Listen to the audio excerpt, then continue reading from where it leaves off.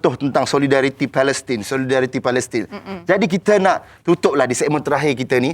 Kita nak ajak seorang tetamu yang istimewa dan yang lebih berhak untuk mengulas lebih lanjut berkenaan dengan solidariti Palestin. Dan kita ada wakil daripada Aman Palestin Berhad. Beliau merupakan seorang pengurus besar pemasaran untuk Aman Palestin Berhad. Bersama dengan kita Cik Muhammad Farhan Muhammad Fadil. Assalamualaikum.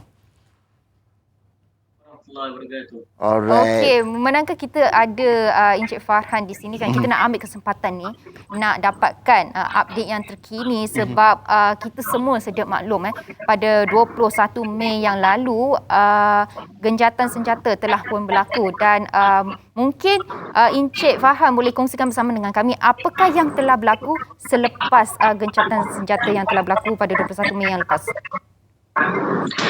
Okey, jadi alhamdulillah kita pun telah menyaksikan sendiri bagaimana selepas perang 11 hari perang Saiful Quds, perang Pedang Al-Quds, senjata telah berlaku dan akhirnya alhamdulillah keadaan semakin stabil keadaan semakin stabil, tiada serangan balas di antara orang Hamas dan juga Israel.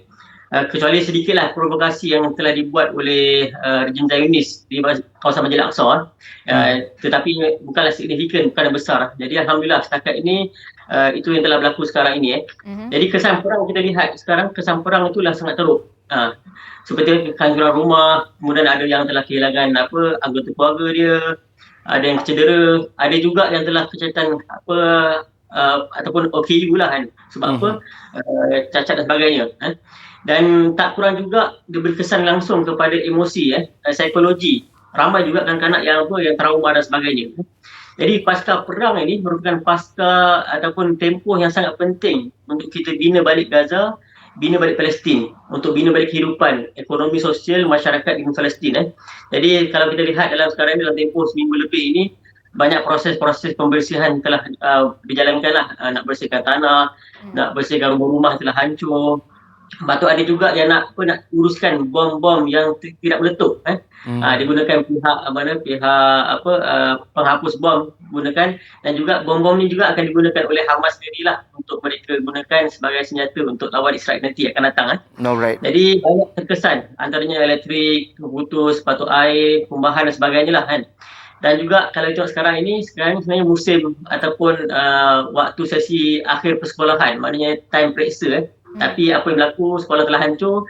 Sekarang ni memang semua peperiksaan ditangguhkan ataupun dibatalkan. Itu yang berlaku di Gaza. Dan bila kami tanya sendiri, pihak kami, wakil kami di Gaza Palestin, Engineer Omar Siam, pada sesi yang semalam, dia kata kerugian yang dianggarkan ke atas Gaza ini sebanyak 275 juta USD. Setakat ini lah yang mereka buat calculation, kira-kira kerugiannya mencecah 275 juta USD. Satu jumlah yang banyak. Ada 2 kilang besar yang telah hancur, iaitu kilang plastik dan ubat-ubatan, dan ada 7 masjid yang telah hancur, musnah, habislah. Dan lebih 150 buah masjid yang telah musnah separuh. Jadi sekarang ni proses pembersihan, yang berlaku di Palestin. Banyak tempat-tempat yang terpaksa kita turun padang untuk kita bantulah. Dan Hamas sendiri telah memberi bantuan dari segi kita beri bantuan dari segi membaiki jentera berat untuk nak buat proses pembersihan, dan ada juga kita berikan sedikitlah gaji ataupun bayaran kepada upah kepada mereka-mereka yang turun padang untuk bantu membersih kawasan perang ni lah. Dan itu yang sedang berlaku di sana. Jadi pasca perang ni sangat penting. Maknanya inilah proses ataupun inilah masa yang sangat penting untuk mereka gunakan sebaik mungkin untuk baik pulih ekonomi, baik pulih keadaan di bumi Palestin. Dan juga kekuatan sendirilah, kita nak membina kekuatan baru untuk nak survival orang-orang di Palestin.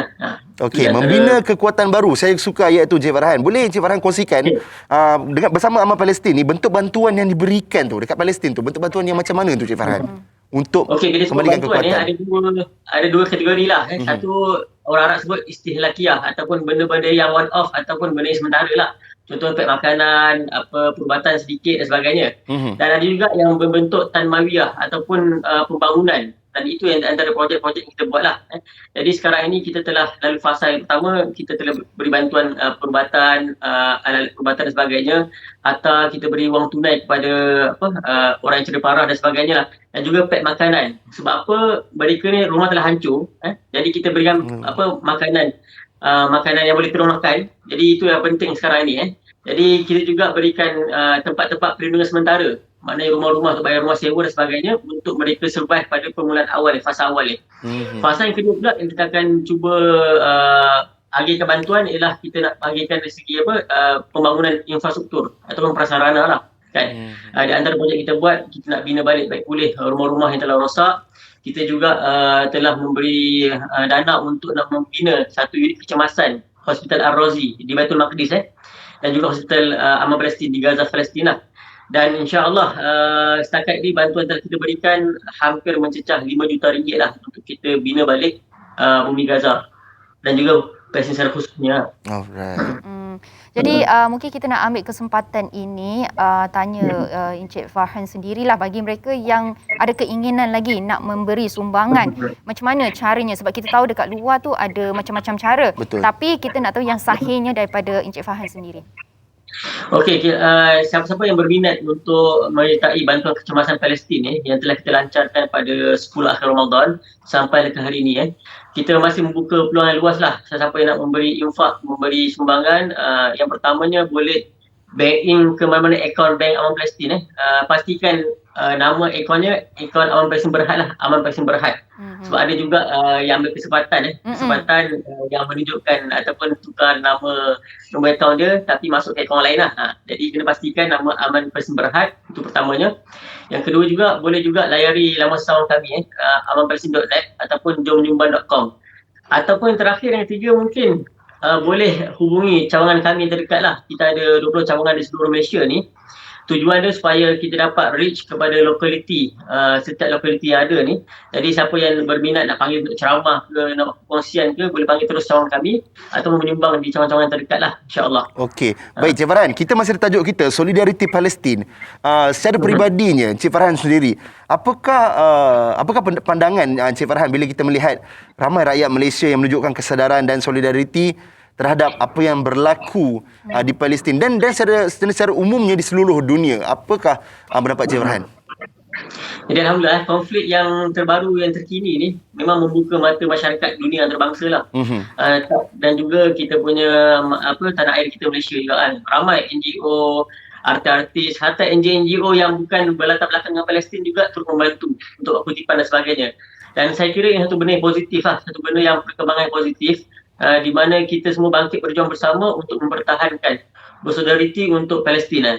Dan benda ni saya rasa dan saya memang kewajipan kita, kita kena bersolidariti sampailah kita dapat capai kemenangan yang kita impikan, iaitulah bila mana terbebasnya Palestin secara keseluruhannya, mana bebas daripada cengkaman dari Israel. Itu yang kita nak. Mana bukan setakat sekarang ini, tapi berterusan sampailah bila-bila, sampailah kita dapat kemenangan yang kita impikan. Itu yang kita nak. Jadi kita kena teruskanlah. Tak kisahlah mana kita berperanan dalam kapasiti yang kita ada, dan pastikan kita ada sumbangan. Walaupun dengan doa ke, kita tunjuk video ke, kita pakai maflar ke, ataupun kita pacak bendera dekat rumah ke sebagainya, itu sokongan moral kepada perjuangan di Palestin lah. Okey, kita ada satu soalan permintaan daripada penonton kita. Sebab kita tahu gencatan senjata telah pun dilakukan dan penganiayaan dan juga usaha penempatan haram masih lagi berterusan. Dan juga kali ini dekat daerah lain pula setelah Syekh Jarrah. Jadi mungkin Encik Farhan boleh kongsikan bersama kami update berkenaan dengan isu yang ini pula. Okey, kita baru update daripada staf kami dan juga rakan kami di Timur Barat, di Gaza. Setakat ini kita lihat isu rampas tanah ataupun di Silwani dan sebagainya itu masih belum besar lagi lah. Yang paling utamanya memang masih berkait rapat dengan Syekh Jarrah itu sendiri. Tapi apa yang kita nak kena faham, apa yang telah berlaku, yang sedang berlaku ataupun yang sedang diusahakan oleh kuat rejim Zionis, ini merupakan satu bentuk penghapusan etnik. Kita lihat seperti mana kita lihat sekarang, perampasan tanah dan kawasan, roboh dan juga menghancurkan rumah, kemudian mengusir, menyerang dan juga membunuh orang Palestin, membawa masuk pendatang. harta kita baca dalam minggu ni pun dibawa masuk pendatang haram Yahudi daripada luar negara seramai 500 orang kan. Kemudian membina penempatan haram Yahudi, lepas tu menangkap, memenjarakan juga menyeksa tawanan Palestin dalam tawanan Israel lah. Ini semua adalah bentuk-bentuk konflik etnik. Dan sama juga yang berlaku etnik Rohingya di Myanmar, etnik Uyghur ataupun Uyghur dekat China dan sebagainya. Alright, terima kasih Encik Farhan. Alright, terima kasih Encik Farhan di atas perkongsian yang banyak info sebenarnya. Terima kasih banyak-banyak. Dan sekali lagi, kalau yang ingin menyumbang ataupun mengetahui apa-apa saja berita, inilah Instagramnya, Aman Palestine Official MY. Betul Encik Farhan ya? Betul. Baik, terima kasih banyak Encik Farhan. Okey, insya-Allah. Assalamualaikum. Waalaikumsalam warahmatullahi wabarakatuh. Baik Fiona, itulah dia. Macam-macam dah kita daripada 8 pagi tadi sampailah sekarang.